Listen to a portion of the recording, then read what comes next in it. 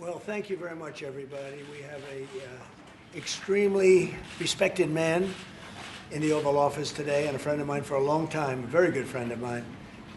And I'm very proud of the job he's done. What he's done is incredible in terms of human rights and everything else. And he's the Crown Prince, the future king, and I just want to pay my greatest respect to your father, the king, who is an amazing man. I met him early on. He greeted me at the airport at an age that was pretty high up there, and it was about 117 degrees, and he was standing on the red carpet as I came out of the plane. And he's amazing. And when I met his brilliant son, it was at the Oval Office.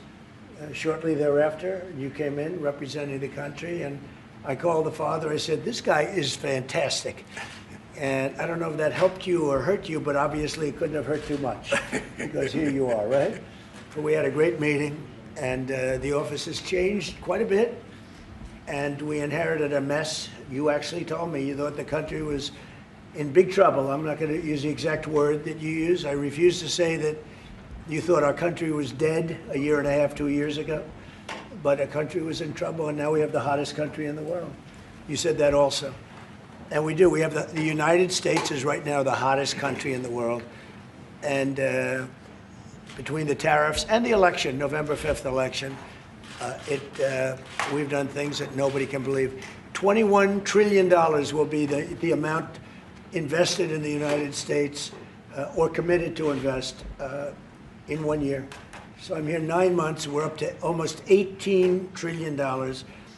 Biden, as an example, the Biden administration, if you call it that, it's not, to me, it was the Biden lack of administration. They were less than $1 trillion for 4 years. We're going to be $21 trillion for 1 year. I think that's hard to believe. The biggest in history was a certain country, $3 trillion. We're going to be $21 trillion. On top of that, prices are coming down. We inherited a mess with high prices. The worst inflation in the history of our country. We had inflation that was a single 4 years, the worst inflation in the history of the United States.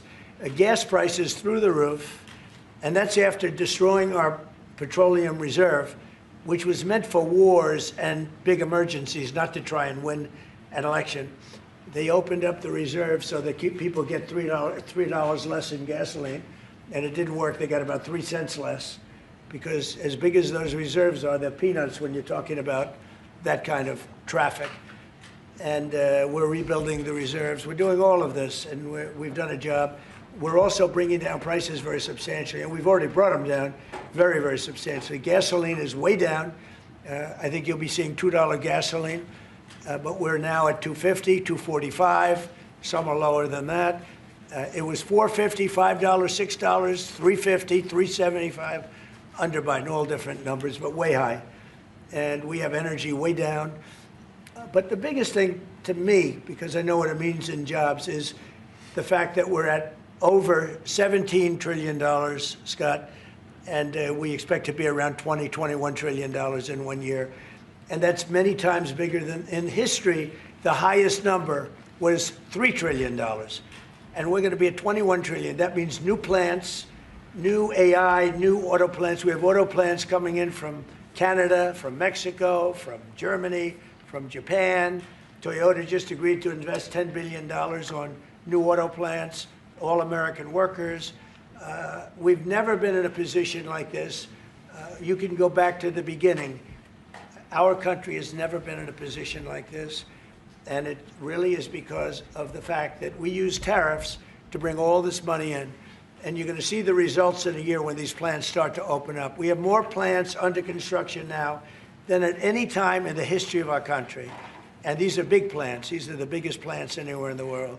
And I want to thank you because you've agreed to invest $600 billion into the United States. And because he's my friend, he might make it $1 trillion, but I'm going to have to work on him. But it's 600. We can count on 600 billion.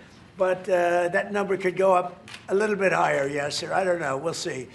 But we appreciate it very much. So Saudi is going to be investing at least $600 billion, and that means investments in plants, in companies, money on Wall Street, and what it really means for everybody that really counts is jobs, a lot of jobs.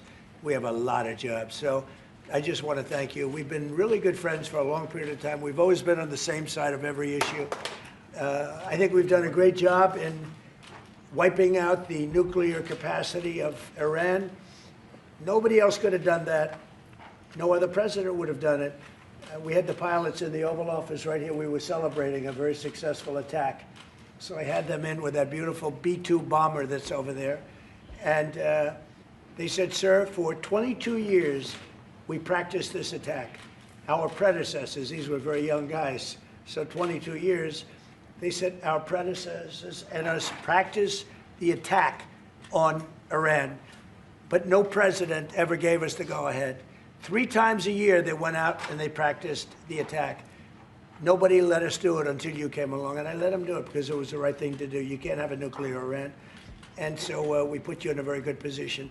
But I just want to say it's an honor to be your friend, and it's an honor that you're here. And if you'd like to say a few words, but thank you very much. Well, thank you, Mr. President. This relation has been a relation for about 9 decades, and we've been working together for a long time. But today it's a very important time in our history because there is also a lot of things that we're working on in the future. We believe in the future of the United States of America. We believe in what you're doing, Mr. President, really creating a lot of good things and good foundation to create more economic growth, more business in America. And it will also your work for the world peace. I believe, Mr. President, today and tomorrow we're going to announce that we are going to increase that $600 billion to almost $1 trillion of investment, real investment and real opportunity by details in many areas. And the agreement that we are signing today in many areas in technology, in AI, in earth materials, magnet, etc., that will create a lot of investment opportunities. So you are doing that now. You're saying to me now that the $600 billion will be $1 trillion. Definitely, because what we are signing, it will facilitate that, and I like that very much. Go ahead. You worked hard. No, that's great. I appreciate that. That's great. We're doing numbers that nobody's ever done. And in all fairness, if you didn't see potential in the U.S., you wouldn't be doing that. Definitely. You don't want to lose money. As you said, Mr. President, it's the most hottest country in the planet. But what you're creating is not about opportunity today. It's about also long-term opportunity in the United States of America that will affect American economy positively in the next coming decades, preparing the right foundation of emerging technologies. That's a game changer for America in a good way, and we want to be part of it. Yeah, we're doing really well. And this, you don't see what we're doing so much because we have, although the construction industry sees it. If you look at Caterpillar, who's been incredible, the tractors, everything else, the numbers that we're doing in construction are unbelievable. Some of the plants that we're building, AI, and they're building their own electric with the plant. I gave them the right to build their own electric with the plant because no country, frankly, will have this. China's working very hard to produce enough electric, but we're beating China substantially at AI, which is a big thing. And we had a great meeting 2 weeks ago with President Xi, but on AI, we're doing well. And I have a man, David Rommel. Yes, sir. David, could you say a few words about what you're seeing on the job front and all of the, some of the assets, and also how we've been helped by the Saudis in terms of the kind of investment they've made, please. Yeah, most certainly. Thank you for the opportunity. I am a facility leader for GE Vernova, and if you look at the landscape for GE Vernova investment, over $750 million in the U.S. focused on true manufacturing jobs here stateside.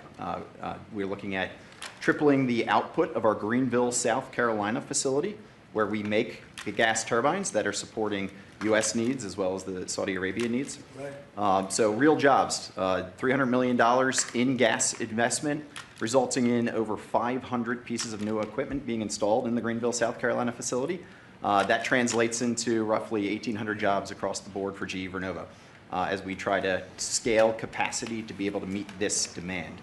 Along with that, we're partnering with local communities to build the skill set that's required to meet these capacity needs.